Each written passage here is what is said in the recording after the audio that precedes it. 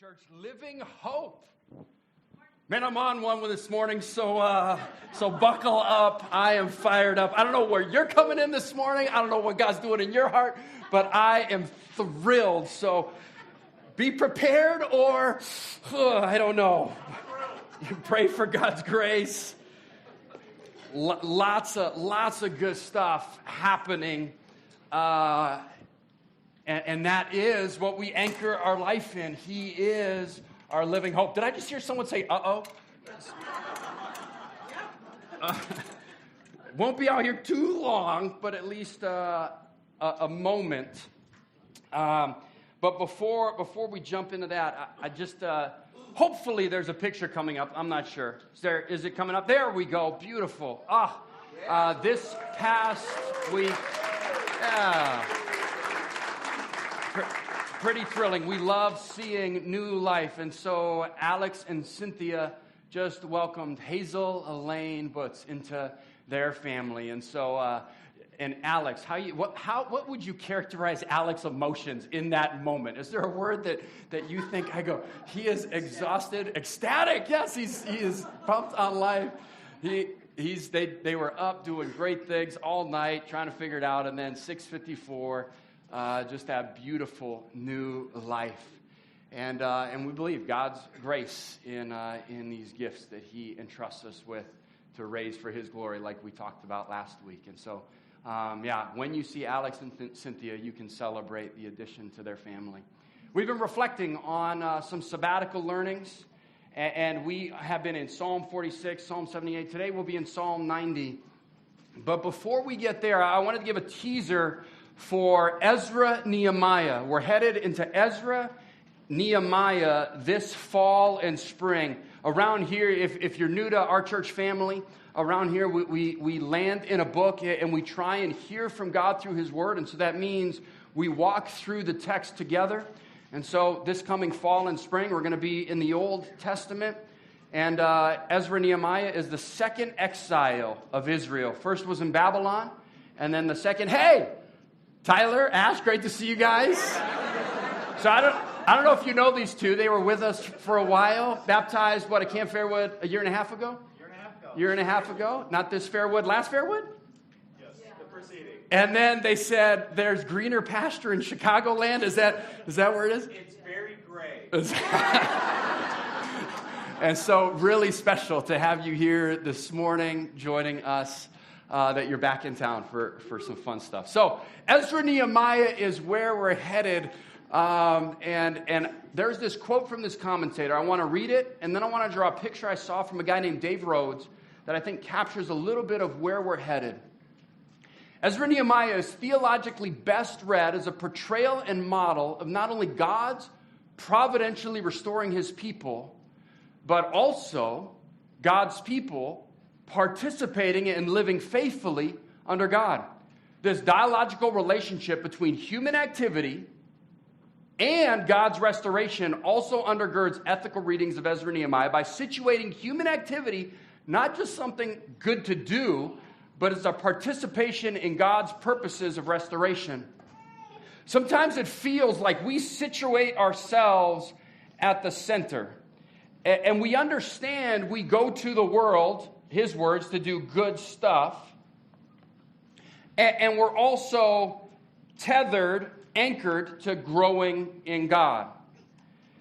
Sometimes, for some of us then, maybe it feels like we find this tension where we go to the world more often and we're just overwhelmed, and there's a draw there, and we know we beat ourselves up, maybe we shame ourselves, we know we shouldn't, but we go to the world and we look for the world to fill us. Or we come back here and we have a high Sunday experience, and again, God is glorious, and we go to the mountaintops either at a camp experience or a Sunday, and so we almost feel like this tug of war happening. Or potentially we are deeply satisfied in God, and so we build a barrier to the world. And we understand, I don't want to engage, and so I want to have a thriving, full relationship with God. God's at work. And so we build this barrier to the world. What Ezra Nehemiah seems to say, what would it look like for us to actually situate God at the center? What would it look like to see him at the core, moving all around us, and understand that God is a missional God? He has a heart to restore. He has a heart to see people find life in his name, and he is at work all around us. And so then we actually get to join him in his purposes. We actually get to join in what he is up to. And so now, with God actually doing something, we get the thriving joy of joining him. Our activity matters, but now situates us in light of what he's already up to all around us. Ezra Nehemiah is theologically best read as a portrayal and a model of not only God's providentially restoring his people, giving us life in his name, but also participating and living faithfully in what he's up to. And so this fall and spring, we're going to look at Ezra Nehemiah, a story from ruins to revival. It is a story of faithfulness. And so I'm excited to launch into that next week. Get ready. And with that, then, wanting to land the plane on these 3 weeks, Hillcrest has been so generous to allow 3 months of sabbatical learnings. It's been incredibly enriching personally, I think, for my family. And so thank you for that privilege, that gift. I hope we got to explore just what it means that Jesus is sweeter, but being hard is still. I hope you got a chance to read Psalm 46 again. What does it mean to be still and know that he is God? And then the value of what it means to invest, to teach the next generation in a community of faith and as parents, that growing and evangelizing and discipling our kids is important. Models matter. This morning, the third element of something that impacted my life, just how do we continue to be mobilized as everyday missionaries? How do we continue to be intentional with our days that we have? Each day matters. And so I think for me, I knew this. It is a long obedience in the same direction. It is a longer process, and yet we get to join God with what he is up to. And so an illustration that Jesus uses, so therefore I just go, this is why it's biblical that I participate in this hobby. Jesus talks about being a fisher of men. And so you guys allowed me to go fishing this summer, fly fishing. And some of you guys are looking at going, that's bait. What is that? That's like bait. So I was on the American River in Northern California, and I took the day. I was visiting a church out there. Took a little bit of the morning. And why this matters, like you look at that and go, who cares? It's like a 4-inch fish. Why it matters. So fly fishermen, like we can nymph, like we can put a bobber with a worm, we can put a lure, right? But here's the real beauty of fly fishing is when you can see rising fish sipping something off the surface. You don't know what it is, but they're sipping something off the surface, and you get to match the hatch. You get to try and put something on that fish is eating. And I put a few different things, wasn't successful. And then finally found something and then caught, I don't know, half a dozen of these little pieces of bait. But the thrill was matching the hatch and designing something that was meaningful for that fish and getting the drift just right as that bug sat on the water. And so, out on the American River, but also got to enjoy just being in our Wisconsin. This was at Black Earth and just had an absolute kick out there. And then out in Highland area, Richland Center, it was just an absolute blast. Just experiencing God's beauty, but also this heart to fish. And what does that mean for us? It is a metaphor for me. It is deeply meaningful. How do we engage with those around us that are looking for something? And Psalm 90, I think, speaks to this. Psalm 90, in verse 1, he opens up with this statement. Lord, you have been our dwelling place in all generations. And so maybe not language we use, dwelling place, maybe that fills you with comfort. Maybe there's something that starts to elicit in you when you hear dwelling place. On that same trip to Northern California, I got to stay with my in-laws, and they said, hey, we're going to leave the door open for you. Then I got to the door, and it was locked. I'm like, thanks, guys. So ended up waking, who did I wake up? I forget who it was. But someone finally came to the door and got me. I was like, maybe they'll let the back door open. That would be weird. Maybe a neighbor's going to call if they see some guy wandering around to the back. I'm like, I don't know. Anyway, but staying in someone's home, I don't know how you feel, but it doesn't feel like my dwelling place, right? There's this difference when you're in someone else's space. In our home, right? Maybe in your home when you're there, there's a comfort, there's a security, there's a confidence. I know where things are. I know whether it's going to be locked or not. I know I have a key. I know if there is a spare key, I should look under the mat or I should look behind some fake rock or something. Like I know my home. There's a confidence, there's a security, a dwelling place, there's a comfort. And also, this might get a little crass, it was from a friend. So if you don't like this illustration, you can blame someone else, and I can rat him out later. But even, do you ever go to a room and you're like, I don't even want to use the toilet in someone else's home. It's just uncomfortable, right? That's their home. And so this was a photo. My kids just terrorized the bathroom, not because they were sitting on it, because they were just running around smashing into things and then ripped off the toilet seat cover. How's that happen? I don't know. Maybe your kids are perfect little angels and don't do that kind of stuff. I have no clue. I just got to go, hey, Dad, we ripped the toilet seat cover. How's that happen? But the comfort, the security, right, of being in your dwelling place, that is what Moses is saying from the get-go. And yet he's going to show us two ideas on the challenge he's facing. This is the only psalm written by Moses. And it's written, again, the Israelites are wandering in the desert, and here's the words that Moses comes up with and pens. And so we're going to read it. You're going to see two ideas.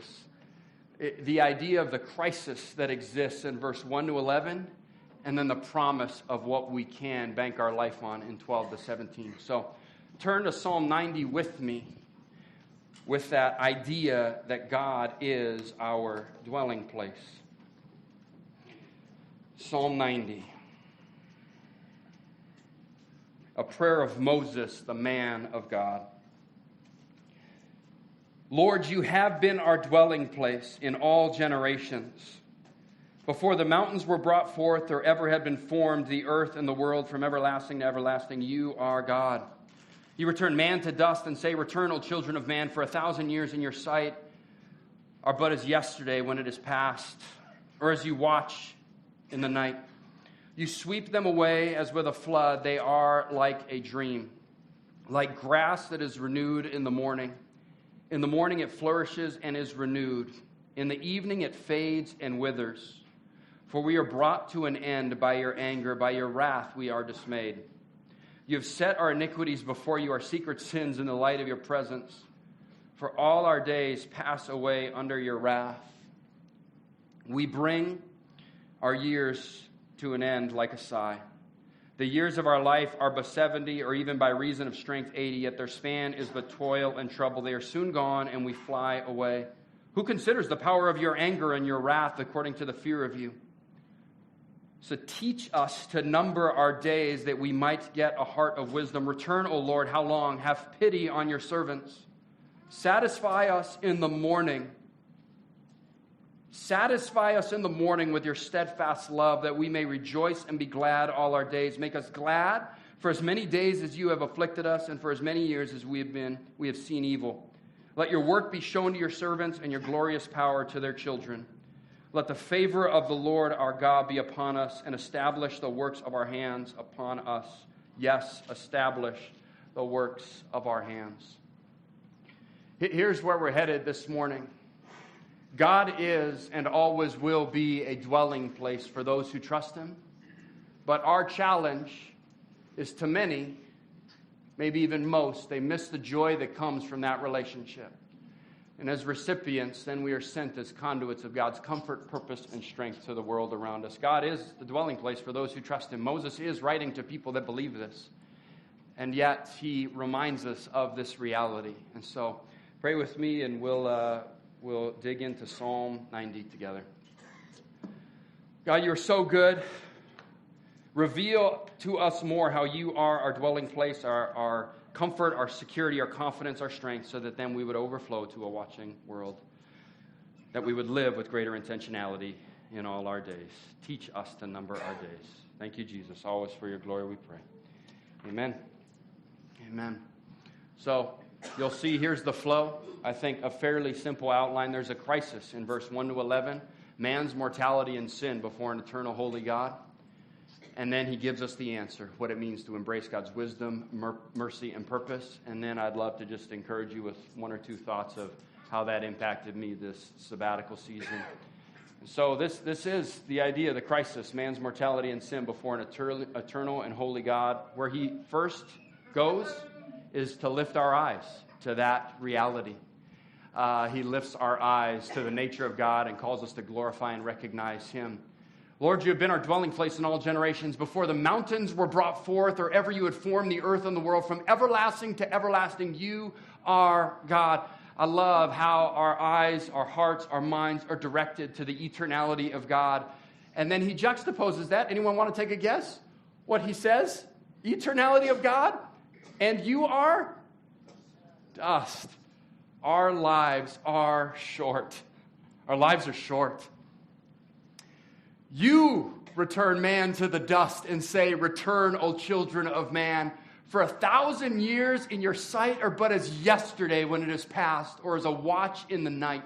Not even a day. It's as if a watch in the night, a 4-hour period. Your life is just a vapor. You sweep them away as with a flood. They are like a dream, like grass that is renewed in the morning. In the morning it flourishes and renewed. And in the evening, it fades and withers. He continues on in those other verses. We are brought to an end. All our days pass away. The years of our life are 70, or even by reason of strength, 80. They are soon gone, and we fly away. Life is short. We get caught up in so many things. The psalmist, and you can hear Moses speaking to those that do trust that God is our dwelling place and that we can grow in that. Life is short. And so, what might that not mean? How do some people sometimes finish this sentence when they say life is short? One way some people finish this statement is, so you only live once. Eat, drink, and be merry, for tomorrow you die. Life is short, so live it up while you can. Live a life of luxury, party hard, because life is short. This is all you have.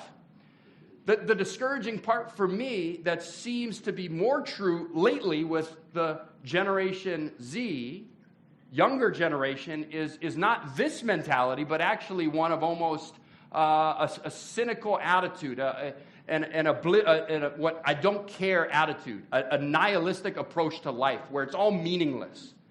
Nihilism, it's just meaningless. Why do anything? Look at the wars happening. Look at the economy. It's all meaningless. Why do I even care? Life is short, so I'm just cynical about everything. That feels like a pervasive attitude of our world now with Generation Z. Just cynical, and it's a nihilistic worldview. It's meaningless. Is that what the psalmist is encouraging? Is that what Moses is telling us? No, I don't think so. Life is short, so just kind of be idle. And move on quickly from anything that causes pain. Avoid that, but don't really do much. You just kind of live this idle life where I'm not really doing much. It just kind of happens. It's just kind of blah. It's just kind of blah. No highs, no lows, just kind of idling through life. Life is short, and I just kind of putt around. Or wander aimlessly without purpose. Israel in the desert is what's happening. Life is short, and so there were days over the sabbatical where I was struck by, what am I doing?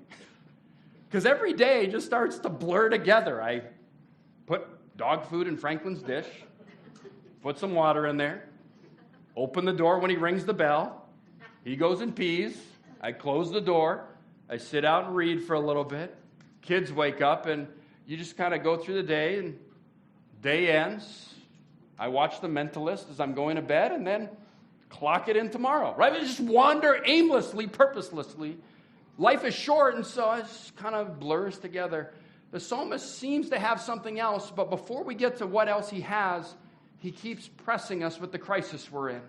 Life is short, and our lives are hard. Here's what he says. Verse 10, the years of our life are 70, by reason 80, yet their span is but toil and trouble. Back up in verse 7, we are brought to end by your anger. By your wrath we are dismayed. There's just challenges that abound in life. There's a weight to life. I don't think I need to tell you that. There's probably challenges that are top of mind when you go to bed and wake up in the morning. The challenges abound, and work. Work is tiring, I imagine, for some of you. You're like, this is exhausting. Yeah, thank you, Fred. You need to talk to your boss. You need to help him figure his life out. It's toil and trouble. It's some physically. I learned. I am so thankful for you in the construction world. It is hard work. Back-breaking. And then you wake up and do it again. I woke up and said, I'm thankful I did it for a week. It's toil and trouble. Life is hard. The psalmist is pointing to this reality, the crisis that exists in man's mortality and sin before an eternal God. Our lives are short and hard. And then he actually says, and it's your fault. Our sin is eternally serious. Here's what he says. Pick it up, verse 10. The years of our life are 70, 80, toil, they're gone, and we fly away. Verse 8, sorry. You have set our iniquities before you, our secret sins in the light of your presence. Why is life short? Why is life hard? There is a sin that permeates our life, and it is eternally serious. That God is aware of these things that are challenging us. They're wandering in the desert because of the things they had done. It's their fault, and it's eternally serious. You set our iniquities before you, our secret sins in the light of your presence. These are real things. And then he takes it one step further about our mortality and the sin before an eternal holy God. The wrath of God's righteous anger is eternally real. Here's what he says. You return man to the dust. You sweep them away. There is an eternity coming. There is something that happens after this life. And then he says it a little bit more directly. We are brought to an end by your anger, by your wrath we are dismayed. For all our days pass away under your wrath. The biblical text talks about an eternity called hell. And I can't fully comprehend the layers and challenges that brings upon. But the biblical text makes it clear there is an eternity apart from God that is this unending experience of darkness, fire, we've talked about in the past. I can't fully comprehend the weight of what that means. And it feels like in our days, we don't either. We go through our days, and that's not something that's top of mind. Guess what Moses says about that? Here's what he says. The wrath of God, his righteous anger, is eternally real for the reality of just what it means that we do not choose God. We are opposed to him as people born into this world. And then we don't recognize that magnitude. We don't recognize the magnitude of what that means. Verse 11. Who considers the power of your anger and your wrath according to the fear of you? It's not that they don't at all, right? Moses is talking to his people, the Israelites. They do, but not maybe as much as they could, as Moses would desire. Who considers the power of your anger and your wrath according to the fear of you? Do we feel the weight of eternity as we go through our days? That people are passing either into a life eternal with God or a life apart from him. We had a funeral last week here on our campus. I'm headed next Thursday. My Aunt Jessie, my mom's brother's husband, my Aunt Jessie, just passed away, and so I'm going to go to her funeral next Thursday. And it is the brevity of life, and the reality of eternity. And so Moses calls us, who considers the power of your anger and the wrath according to their fear? There is a crisis. Life is short. And we don't go through our days often considering the reality of what happens next. Moses then says, what's the answer? YOLO! No, that's not what he says. Meaningless. Who cares? It's just life happens. It's meaningless. Is that what he says? No. His answer, embracing God's wisdom and mercy and purpose as we go through our days. This turn right here is probably one of my favorite verses in the entire biblical text. This section here of what Moses does as he lifts our eyes to the answer to the crisis of the brevity of our life. Here's what he says. Teach us to number our days that we might get a heart of wisdom. Teach us to number our days.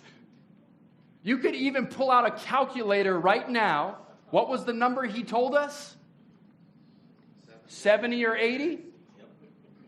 Some of you might be living in bonus years right now. Take a calculator, 365 times whatever that number is to 80.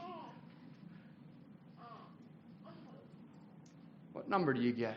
And it's rhetorical. Don't hear me asking you to shout it out. There's a brevity to life if we make it to 80. The young lady who passed away last week, connected to some of our people here, her sister, was younger when she died. Teach us to number our days that we would get a heart of wisdom. So what does it not look like to number our days? I think the first one, the obvious one that we would all probably intellectually assent to, we're just not that focused or conscious of God in our day-to-day. One of the stickers around here that we try to give as frequently as we can, God, what are you inviting me into today? That's our way of trying to lift our eyes to say, we understand we want to number our days, but what does it not look like? We're just not all that conscious, not all that focused. We're too invested in temporary stuff, focusing on material gain or personal comfort. We get consumed with whatever the latest thing is that we got to buy. And don't hear me say buying things is inappropriate. Don't hear me say you shouldn't have hobbies and coin collections and stamps. I don't know if any of you collect stamps. I don't know why that came to my mind. But too invested in temporary stuff. Hear the word too invested. What are we giving our time, energy, resources to? What does it look like to not number our days is when we're just so invested in temporary things. Disconnected from others, we care more about ourselves. Do we really believe that the people around us are far more important than our to-do lists? I think this sabbatical was a pressing reality for that to me. What are the things that I care about? Will the dishes wait to get done? Will the activities wait to get done? There is a to-do list, but playing with my kids. Are we disconnected from others and we care more about ourselves? Are we living ultimately for ourselves? Refusing to reconcile and just holding grudges and unwillingness to forgive. Teach us to number our days. What does not numbering our days look like? It's when I hang on to something. Bitterness, and I got this from Fred. I don't know where Fred got it from. But bitterness is when I'm holding on to something. Bitterness. Thinking the other, it's like drinking poison, thinking the other person's going to die. That's what bitterness is. Drinking poison, thinking the other person's going to die when I'm actually the one suffering by holding on to that bitterness. I don't know how long I have with someone. My parents, my family, my siblings, and I'm holding on to these grudges. I don't know how long we have. And an unwillingness to share the hope, again, you probably anticipate this one. Unwillingness to share the hope, the truth, the joy of the gospel.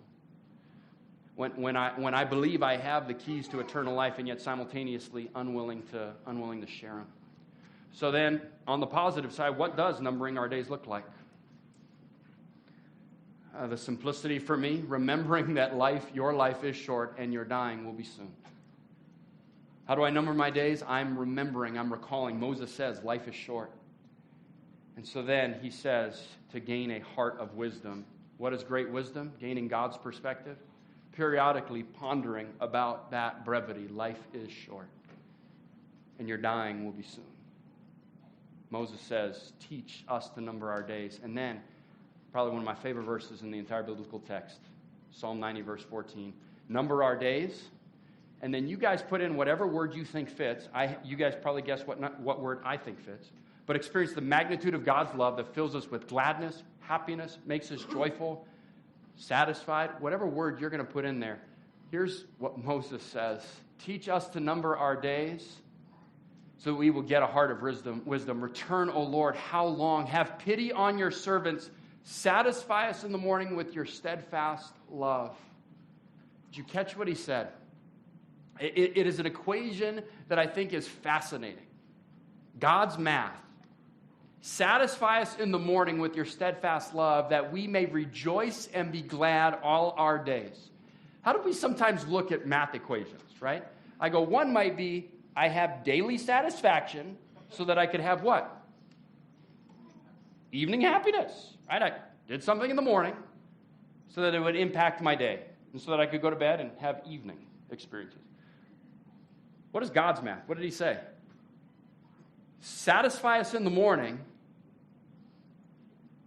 so that we could rejoice and be glad all our days, I think, into eternity. He's giving us this call of what it means to actually seek our happiness. He's giving permission to say, David, pray to me for me to fill you with joy. Satisfy us in the morning with what? My email account being full so that I could just feel like real productive. Satisfy us in the morning with news of whatever game I watched last night and I didn't get to finish because it was not that all exciting and it was boring, and so I turned it off. Satisfy us in the morning with a winning score.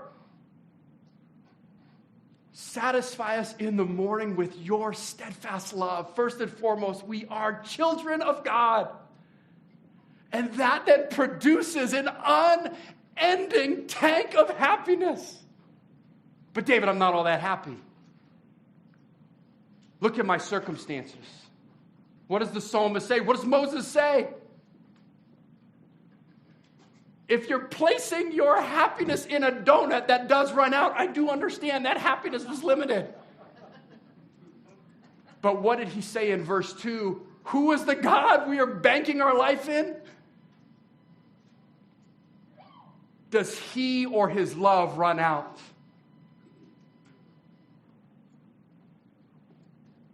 Number our days and experience the magnitude of his love that fills us with this gladness.